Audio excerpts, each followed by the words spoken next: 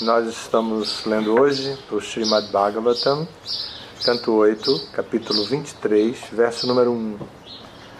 1 e 2. O título do capítulo: Os semideuses recuperam os planetas celestiais. Shri Shuka Uvacha Ityuktvantam Purusham Paratanam Mahanubhavo Kila Sadhu Samata Badanjalir Baspakalakulekshano Patyuktakalo Gatgadaya Girabravit. Shri Shuka Uvacha. Shri Shukadeva Goswami disse: Iti, assim, Utkavantam, por ordem da Suprema Personalidade de Deus, Purusham, a Suprema Personalidade de Deus, Paratanam, o mais velho de todos, Mahanubhava, Bali Maharaj, que era uma grande e sublime alma, Akila Sadhu Samata, como aprovado por todas as pessoas santas, Badha Anjali, com as mãos postas, Baspakala Akula Ikshana, cujos olhos estavam rasos d'água, Bhakti Utkala, cheio de devoção estática, Gadgadaya, que eram balbuciantes devido ao êxtase devocional, Gira, com essas palavras, Abravit, disse. Shukadeva Goswami disse: quando a suprema, antiga e eterna personalidade de Deus acabou de falar a Bali Maharaj, que é universalmente aceito como um devoto puro do Senhor, e é, portanto, uma grande alma, Bali Maharaj, com os olhos cheios de lágrimas, com as mãos postas e com a voz embargada, devido ao êxtase devocional, respondeu com as seguintes palavras. Bali Maharaj disse: como surte um efeito maravilhoso o simples fato de tentar oferecer reverências a vós. Esforcei-me apenas para oferecer-vos reverências. Porém, mesmo assim, a tentativa foi tão exitosa como a dos devotos puros. A misericórdia imotivada que mostrastes a mim, um demônio caído, jamais foi alcançada nem mesmo pelos semideuses ou líderes de vários planetas. Significado por sua divina graça, Srila Prabhupada. Quando Vamanadeva apareceu diante de Bali Maharaj, este imediatamente quis oferecer-lhe reverências respeitosas. Porém, devido à presença de Shukracharya e de outros associados demoníacos, foi incapaz de fazê-lo. Entretanto, o Senhor é tão misericordioso que, embora Bali Maharaj de fato não tivesse oferecido reverências, mas apenas tentasse oferecê-las mentalmente, a Suprema Personalidade de Deus abençoou-o, dando-lhe mais misericórdia do que os próprios semideuses poderiam jamais esperar. Como se afirma no Bhagavad Gita 2.40, Swalpanapyasya dharmasya trayate mahato bhayat. Mesmo um pequeno avanço neste caminho pode proteger-nos da mais perigosa espécie de temor. A Suprema Personalidade de Deus é conhecido como Bhava Garahi Janardana, porque extrai apenas a essência da atitude dos devotos. Se o devoto é sincero e se rende, o Senhor, que é a super-alma nos corações de todos, imediatamente entende isto. Logo, muito embora externamente um devoto talvez não execute serviço completo, se no íntimo ele é sincero e sério, o Senhor, mesmo assim, acolhe seu serviço. Portanto, o Senhor é conhecido como Bhava Grahi Janardana, porque extrai a essência da mentalidade devocional da pessoa. Que coisa linda, né? Que segurança pra gente, né? Nesse caminho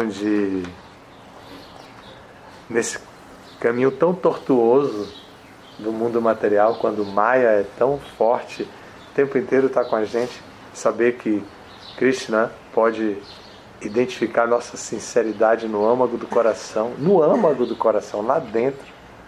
É maravilhoso isso. Bhavagrahi Janardana.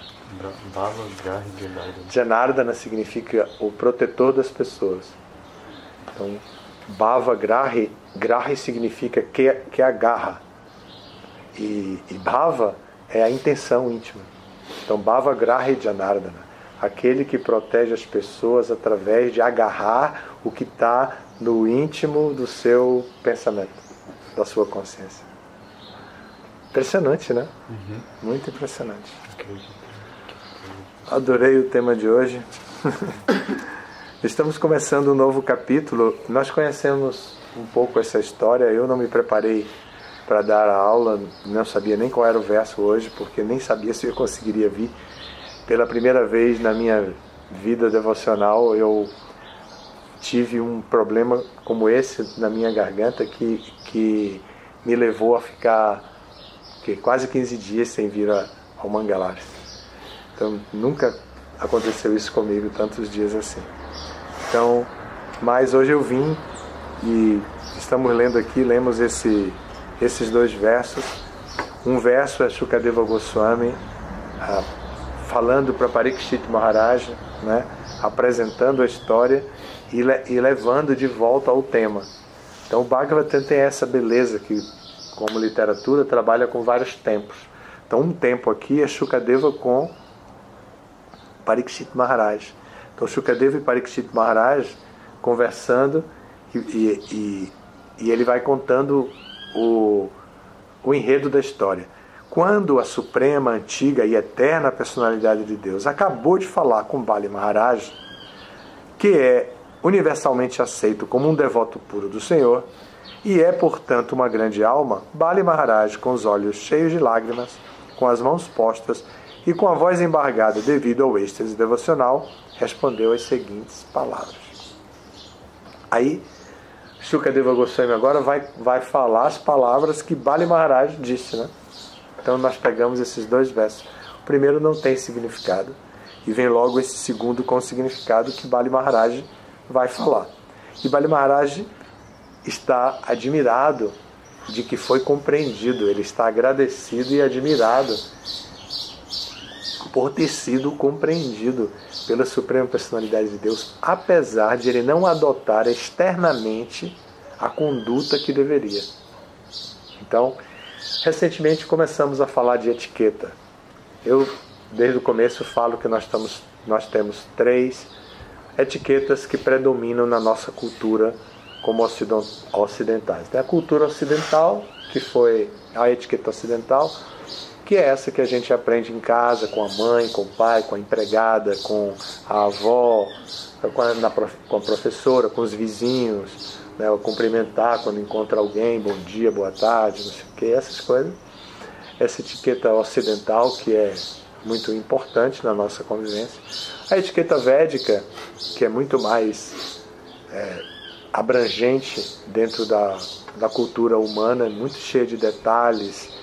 E a cultura Vaishnava, que é a mais refinada de todas, que visa o relacionamento entre as pessoas. Especificamente visa trazer o tema Krishna entre o relacionamento entre as pessoas. A cultura védica, a etiqueta védica, traz outras coisas além disso, mas a cultura Vaishnava pretende trazer Krishna para o relacionamento entre as pessoas.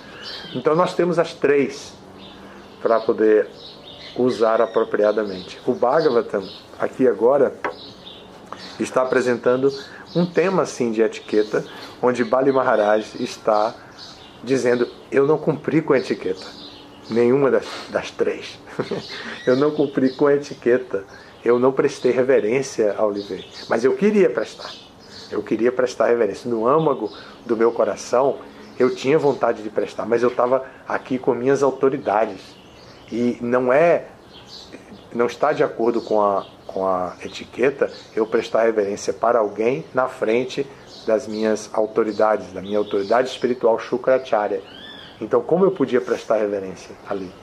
Então, mais no meu coração, eu estava prestando reverência. E o Senhor entendeu isso. E entendeu de tal forma que a tentativa foi tão exitosa como a dos devotos puros. A minha tentativa interna foi tão exitosa como a dos devotos puros. A misericórdia imotivada que mostrastes a mim, um demônio caído, jamais foi alcançada nem mesmo pelos semideuses ou líderes de vários planetas. Então ele está agradecendo, dizendo isso e dando um exemplo para a gente que todas essas guerras de etiqueta, digamos assim, porque as etiquetas elas se organizam, se harmonizam normalmente, mas tem algumas vezes elas se irritam, assim, elas têm algum atrito, e quando elas se atritam, a gente fica sem saber o que fazer. Aqui é um caso de atrito de etiqueta.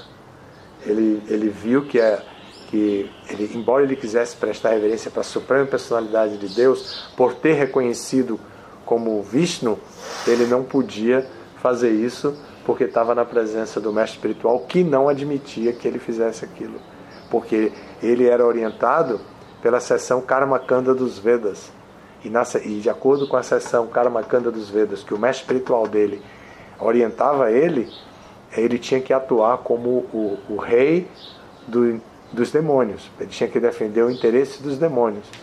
Por isso que ele se chama de demônio caído. Então, ele tinha que defender o interesse dos demônios. Mas se ele atende, se ele presta reverência a Vishnu e ele entrega tudo para Vishnu, ele está demonstrando uma reverência para alguém que vai contra o objetivo imediato dele. Então foi um atrito de etiqueta aqui. Então, às vezes, quando essas etiquetas se atritam e inevitavelmente nós cometemos algum tipo de erro, temos que ficar em paz interior, sabendo da nossa sinceridade.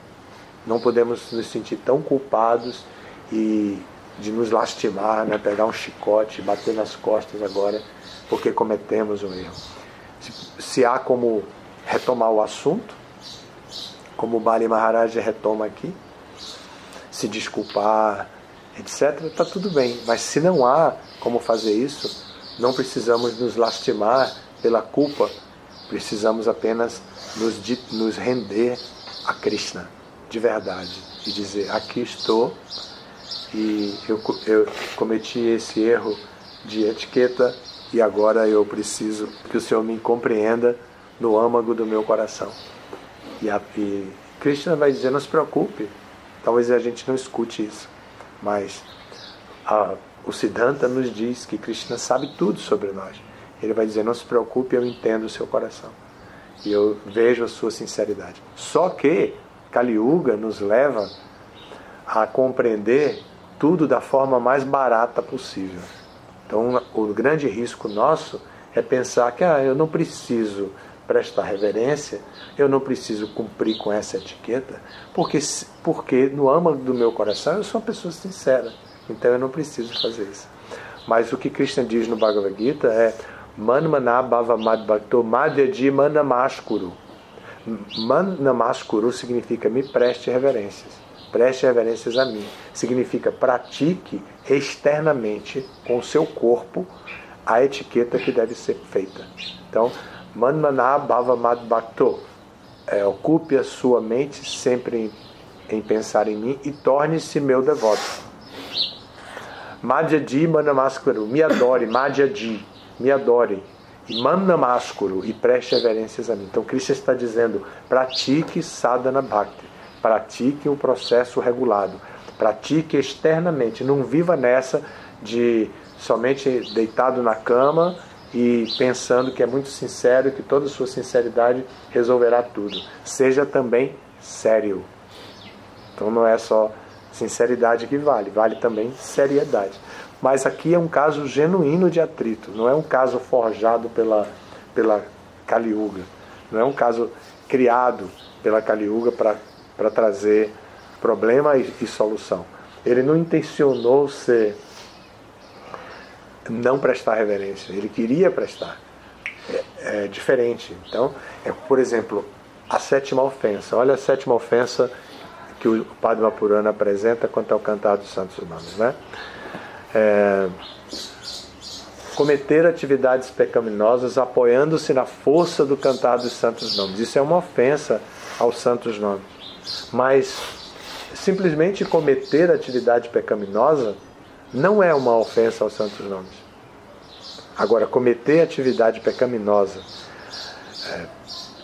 pensando deliberadamente que depois eu posso cantar Hare Krishna e eu vou me purificar, aí é uma ofensa aos santos nomes. Entende? Mas se a pessoa comete uma atividade pecaminosa inadvertidamente, ela não está ofendendo o cantar dos santos nomes, ela está comprometendo o seu percurso espiritual, mas não é uma ofensa direta aos santos nomes. Dá para entender? Isso é uma compreensão correta.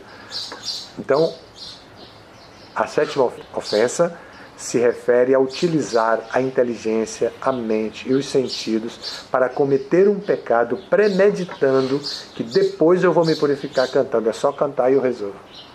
Aí a pessoa está cometendo ofensa ao santo não. Mas se uma pessoa, por alguma razão, se comete uma atividade pecaminosa porque tem os seus anartas e o anarta brotou na vida dela e ela se desviou e caiu, e quando ela se deu conta, meu Deus, o que é que eu fiz? O que é que eu fiz? E aí ela pega os santos nomes para cantar, é diferente. Então, a sétima ofensa, Namdobala Yasyahi Papa Buddhi. Papa Buddhi é isso. Buddhi é inteligência. Então, e Papa é pecado, é usar a inteligência na prática do pecado, intencionalmente. Não é a mesma coisa que inadvertidamente. Então essa sétima ofensa se refere a isso. Aqui, então, nesse atrito de etiqueta, a gente ouve isso e ouve um significado desse de Prabhupada maravilhoso, né? Onde revela esse nome Bhava Grahi Janardana, que Krishna pode proteger as pessoas através dessa capacidade de ler o pensamento mais íntimo. Quem consegue, né? A gente não consegue ler o pensamento mais íntimo. A gente não consegue nem entender o pensamento expresso pelas palavras da nossa própria língua. Às vezes a gente não entende o outro, mesmo quando o outro revela a mente, a gente não entende. Agora imagine querer entender a intenção do outro. É muita pretensão, né? Mas Krishna não. Krishna, ele tem esse poder. Tá bem?